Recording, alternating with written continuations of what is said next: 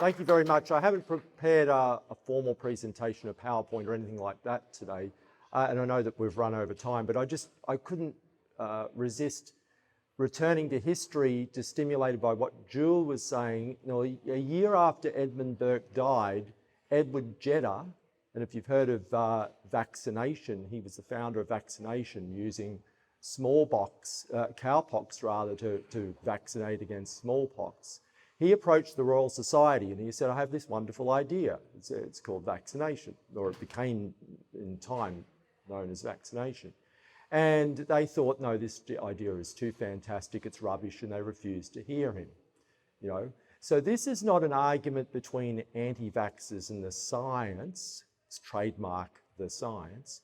Rather, this is an argument between, or a debate, or rather a war of ideology between a new religion that's passing for a science and genuine science, which is by definition a debate. It's a debate that is like a gladiatorial sport where nobody gets to sit like Caesar and say this or this. No, everybody has to enter into the arena and only one comes out alive.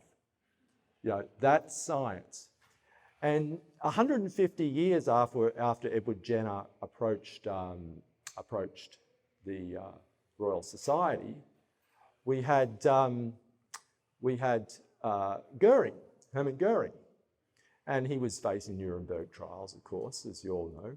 And they asked him, they said, how did you get away with it? You know, how did you sway so many of the German population? You know, it must be your authoritarian fascism. It couldn't happen in a real democracy where everybody has a voice. And Hermann Goering said, no, voice or no voice, it doesn't matter.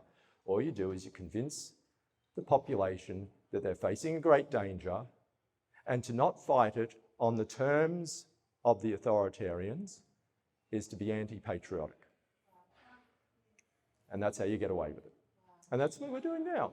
We're fighting the great virus, and if you are not fighting it on the terms of the elites, you are anti-patriotic, you're a granny killer, you are all these awful things, you're an anti-vaxxer, you're a right-wing conspiracy theorist, you're a domestic terrorist, and so on and so forth. Okay. Now, to address the gentleman's point about, dare I say, you know, the very suggestion of incitement to some sort of rebellion, I have, where are we? Here we are. A year, circa the same time of Nuremberg, there's this line: it is essential, if man is not to be compelled to have recourse as a last resort to rebellion against tyranny and oppression, that human rights should be protected by the rule of law. Now, this wasn't something that was written by an American libertarian, the so-called framers, or anybody like Thoreau.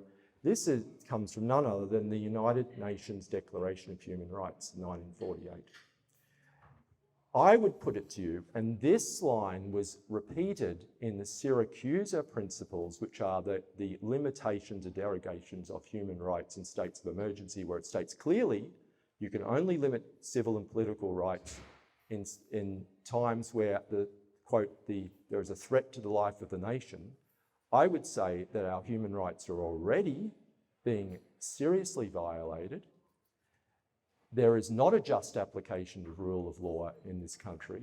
And so the very fact that we maintain our pacifism is not an obligation upon us, but rather as a grace that we give to the state.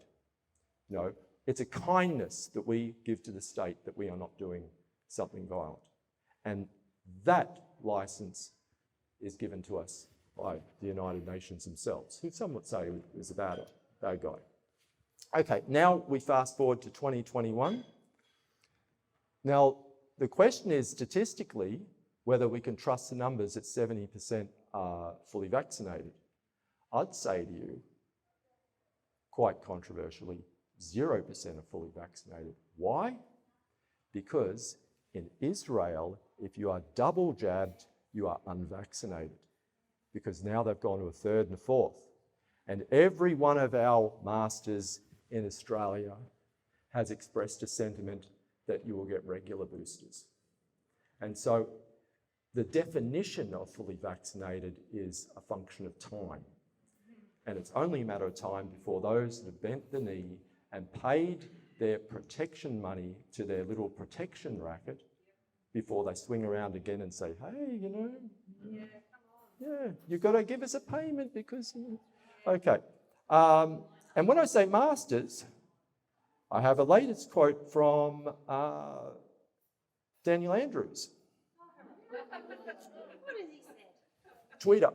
I'm trying not to sound like some kind of soppy dad here, but I'm proud, bloody proud of this state.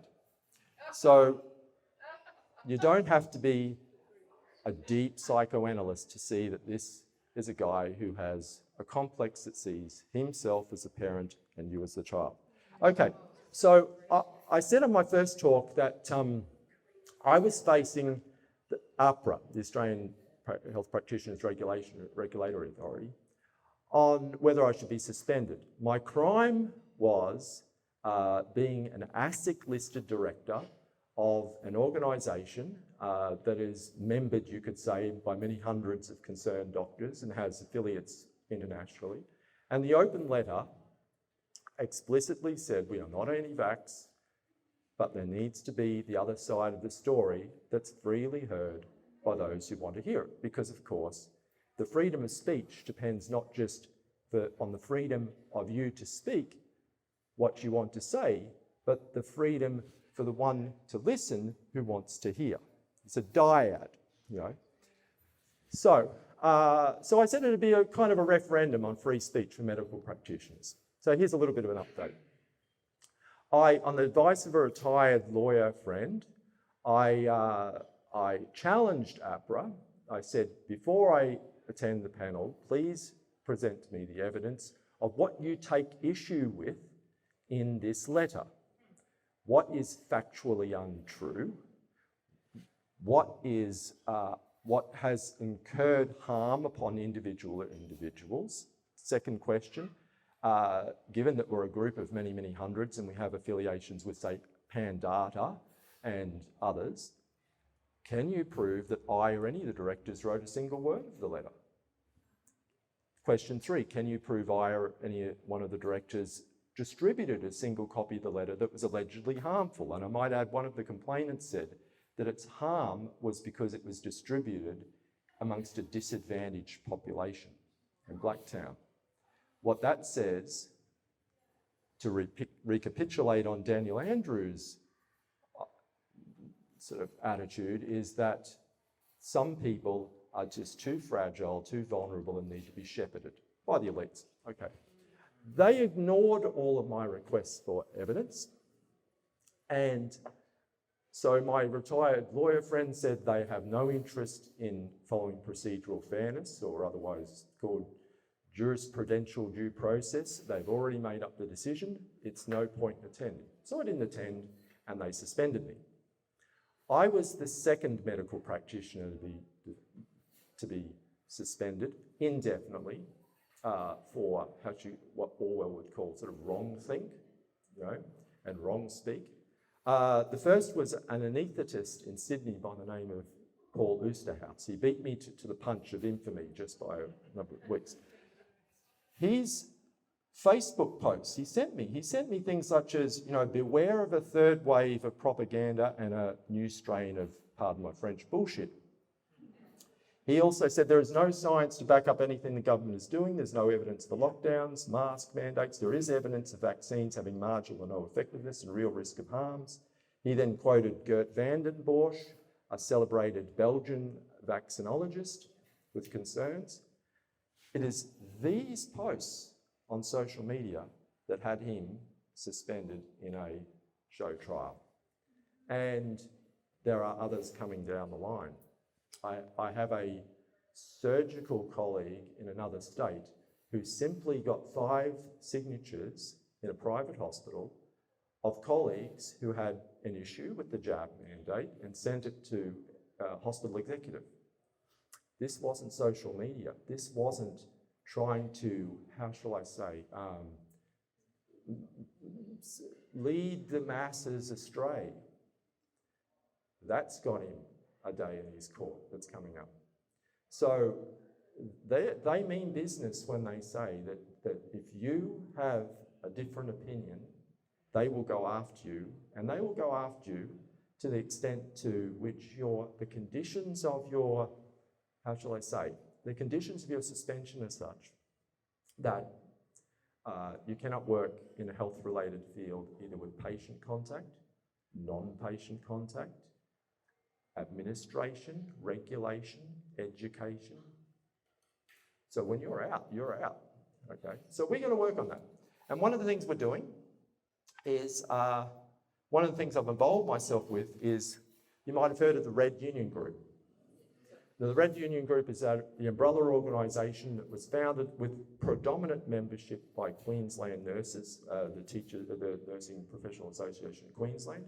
It's since expanded nationwide, both with respect to nurses and other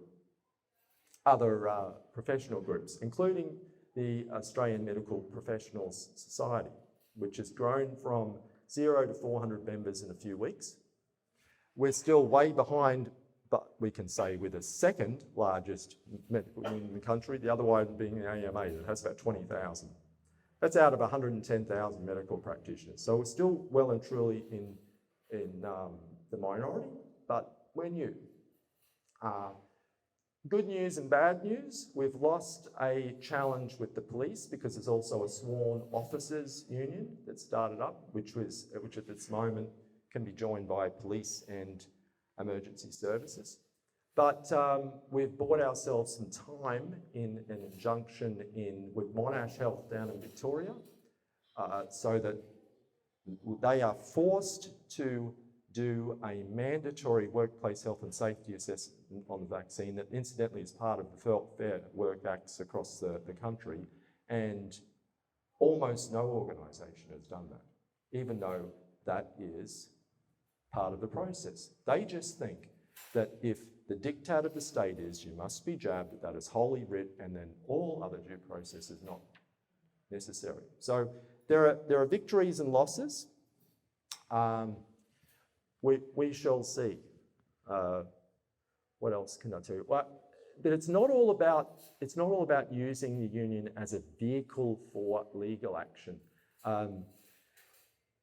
The numbers are a message, and the more people we can get who are professional nurses, professional drivers, including pilots, sworn officers, miscellaneous, the medical side of things, the more people we can get, the more people are a message. There's been a sort of a back off I'm told, of the teachers' mandate in Queensland as a result simply of the standard teachers union losing members to us. Yeah, so yeah. But it'll all come down to civil disobedience and the legal front and the election next year, and we'll see. So, many thanks. Thank you, Robert.